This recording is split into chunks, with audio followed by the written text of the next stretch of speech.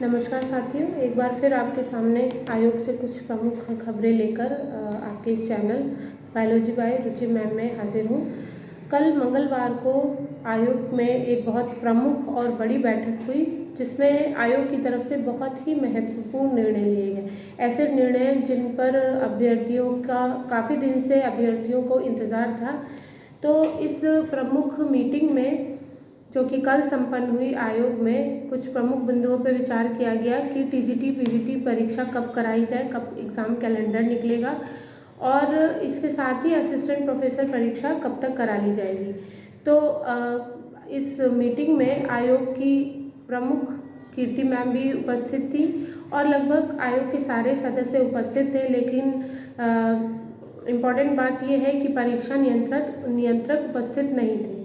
तो जैसा कि मीटिंग का जो सार निकला है, उसमें एक ये प्रमुख बात सामने आई कि कीर्ति पांडे मैम का ये कहना था कि टीजीटी पीजीटी की परीक्षा इतनी छोटी परीक्षा नहीं है, तो इतनी जल्दबाजी में नहीं कराई जा सकती है और जो फरवरी माह में बोर्ड की परीक्षाएं हैं, साथ में जनवरी में कुंभ का आयोजन होना है, इन सभी आयोजनों को ध्यान में रखकर ही टीजीटी पीजीटी परीक्षा की डेट निकाली जाएगी, ताकि इस परीक्षा में आगे कोई अड़चन ना आने पाए। तो जैसा कि मैंने भी आपको पहले अपने चैनल पे एक वीडियो बनाया था और मैंने बताया था, हालांकि इस वक्त काफ़ी यूट्यूब चैनल्स जो है इस खबर पे ये कहना चाह रहे थे कि आपकी परीक्षा दिसंबर में संभावित है, मतलब कि दिसंबर में आपकी परीक्षा हो सकती है।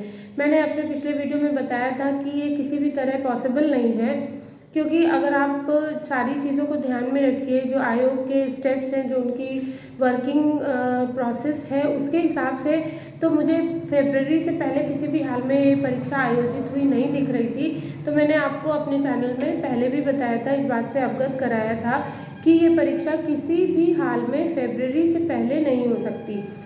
चूँकि दिसंबर अक्टूबर चल रहा है, अभी भी एग्ज़ाम कैलेंडर हमारे सामने नहीं है, तो पहले ये एग्ज़ाम कैलेंडर की प्रिपरेशन में टाइम लगेगा। मतलब अगर अभी से भी चीज़ें स्टार्ट हो गई तो एग्ज़ाम कैलेंडर आते आते अक्टूबर नवंबर तक एग्ज़ाम कैलेंडर निकल पाएगा और एग्ज़ाम कैलेंडर निकलने के तुरंत बाद कोई एग्ज़ाम की डेट नहीं दी जा सकती है। तो मेरा ये सोचना है कि अगर नवंबर तक भी एग्ज़ाम कैलेंडर आ जाएगा तो दिसंबर किसी भी हाल में पॉसिबल नहीं है एग्ज़ाम को करा लेना। जनवरी में आपका जो प्रयागराज में कुंभ का आयोजन होता है वो, उसके बाद फरवरी में यूपी बोर्ड की परीक्षाएं स्टार्ट हो जाती हैं और ख़त्म होते होते ये मार्च में आ जाती हैं। तो अगर आयोग चीज़ों को बहुत गंभीरता से लेकर अभी से चलेगा, तभी भी आगे जाके एग्ज़ाम आपका किसी भी हाल में मार्च से पहले संभव नहीं है और ये एग्ज़ाम मुझे ये लगता है कि मार्च भी छोड़ दिया जाए। हालांकि मार्च आप अपना टारगेट रख सकते हैं, तो ये मार्च और अप्रैल महीनों के 2 महीनों को हम विशेष तौर पे ले सकते हैं एग्ज़ाम तिथियों के बारे में। तो अब ये है कि अब आपको चीज़ें और आगे खींचती हुई दिख रही हैं, बट अब ये चीज़ें धरातल पे हैं। धरातल पे कहने का मतलब है कि ये कोई अनुमानित चीज़ें नहीं हैं, जैसे अभी तक 2 सालों तक चीज़ें अनुमान में चल रही थी कि आयोग बन जाएगा, बैठक हो जाएगी, ऐसा हो जाएगा, तब ये डेट इस मंथ, तो वो चीज़ें तो ख़त्म हो चुकी हैं। तो इस प्रकार तो अब ये चीज़ें सिस्टमैटिक चलना शुरू हुई हैं और जैसे जैसे स्टेप आगे बढ़ रहे हैं तो एग्ज़ाम थोड़ा डिले हो रहा है, क्योंकि नया आयोग बना है और उनके अपने बहुत सारे प्रोसेस है, इंटरनल वर्क है, वेबसाइट पे काम हो रहा है, एक साथ बहुत सारी चीज़ों पे काम हो रहा है। पहले तो आयोग के सदस्य ही नहीं थे, धीरे धीरे उनकी नियुक्ति और फिर उसके बाद बहुत से इंटरनल प्रोसेस होते हैं जिनकी हमको जानकारी नहीं है, वो सारे काम चल रहे हैं। और फिर आप आयोग को तो जानते ही हैं कितना तेज़ी से कार्य करता है, हर भर्ती को ये पंचवर्षीय योजना में बदलने में मतलब माहिर है। तो मेरा प्रमुख आयोग की कमियां निकालना नहीं, लेकिन जो वास्तविकता है वो हम सभी जानते हैं। तो इस प्रकार से अगर हम देखें तो हमें अपनी जो टीजीटी और पीजीटी की परीक्षा है, मुझे मार्च अप्रैल मंथ तक होती हुई दिखाई दे रही है। तो ऐसे समय में हम क्या करें? अब हमारे सामने काफ़ी कुछ पिक्चर क्लियर हो चुकी है। तो मैं ये मतलब ऐसे अभ्यर्थियों को जिन्होंने काफ़ी दिनों से कुछ भी पढ़ाई नहीं की और अभी तक कुछ भी स्टार्टअप तक नहीं लिया है, तो ऐसे अभ्यर्थियों को के लिए ये एक गोल्डन चांस के रूप में है। आप चीज़ों को वापस उठाइए, डे वन से उठाइए, अपना सारा शेड्यूल रीशेड्यूल कीजिए, अपनी चीज़ों को सिस्टम से लगाइए और अभी भी आपके पास एक मौका फिर से आ गया कि ये गोल्डन अपॉर्चुनिटी आपको मिल गई है, जहाँ जिन चीज़ों के लिए आपने सरेंडर कर दिया था वापस से चीज़ें आपके सामने होती हुई पॉसिबल होती हुई दिखाई दे रही हैं। क्योंकि अगर आप 3-4 महीने भी सीरियसली अभी भी आप इन चीज़ों को सीरियसली लेकर तैयारी स्टार्ट कर देते हैं, तो मुझे लगता है कि जैसे बाकी अभ्यर्थियों का प्रिपरेशन चल रहा है, आप भी उसी मेन लाइन में आ सकते हैं।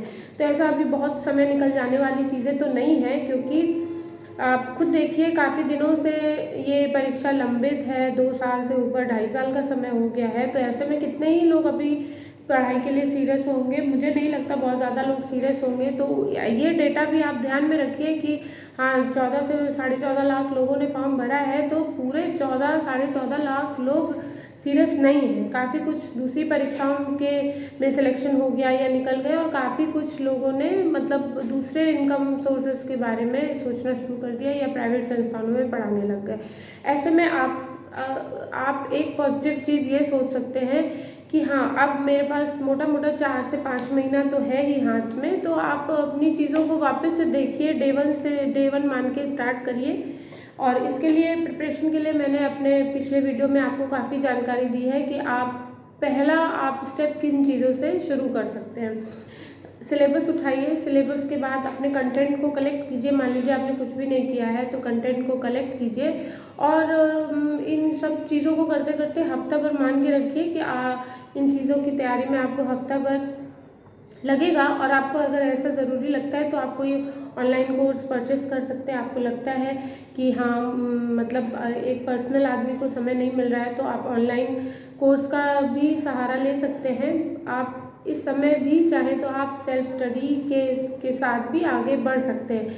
सेल्फ स्टडी को तो कोई भी चीज़ रिप्लेस नहीं करती। अगर आप बुक्स के साथ सेल्फ स्टडी स्टार्ट करते हैं तब भी आपके पास बेहतरीन समय है, क्योंकि आप डे वन से स्टार्ट करेंगे तब भी आपकी तैयारी ज़ीरो से तो नहीं होगी, क्योंकि काफ़ी कुछ हम अपने ग्रेजुएशन और पीजी में काफ़ी चीज़ें हमारी पढ़ी हुई होती हैं।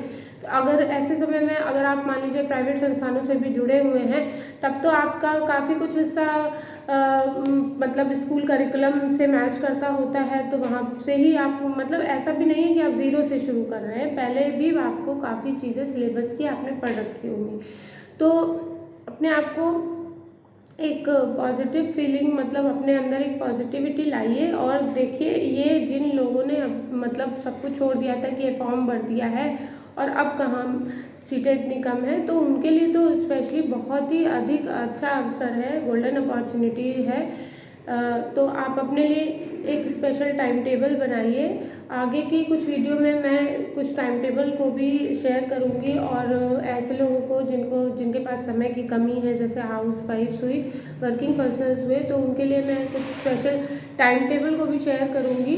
तो हो सकता है आपको इन चीज़ों से मदद मिले, क्योंकि हाँ यही एक बात मेन फंसती है कि मान लीजिए हम हाउस वाइफ्स हैं या फिर हम कहीं प्राइवेट संस्थानों में जुड़े हुए हैं, तो हम अपने टाइम को कैसे बचत करें। आधा समय हमारा नौकरी या घर को देखने में और बाकी का समय कुछ समय बचता है तो दूसरे अलग कामों में निकल जाता है। तो इस समय हम क्या करें कि जो हमारा टाइम जो हमें 4 से 6 घंटा भरपूर मिलना शुरू हो जाए। तो मैं आपके साथ आगे कुछ वीडियो में आपके टाइम टेबल के बारे में डिस्कस करूँगी। विश्वास मानिए अभी भी आपके पास बहुत समय है, अभी भी आपके पास बहुत सी मतलब खेल आपके दायरे में है। मैं ये कहना चाहूँगी अभी भी खेल आपके दायरे में है, और अगर आप बेहतरीन रणनीति और उम्दा किताबें और ये सब चीज़ें लेकर आते हैं तो ऐसा नहीं है कि आपका सिलेक्शन नहीं हो सकता है। अभी भी आप मजबूत चीज़ें लेकर आइए, अपनी पढ़ाई को शेड्यूल करिए। शेड्यूल का मतलब कंसिस्टेंसी लेकर आइए और वो स्टार्ट हो सकता है। तो मेरा मेन पर्पस आपको इन खबरों से अवगत कराना था कि आयोग में जो काफ़ी दिनों से हम जिस मीटिंग का इंतज़ार कर रहे थे वो मीटिंग संपन्न हो चुकी है।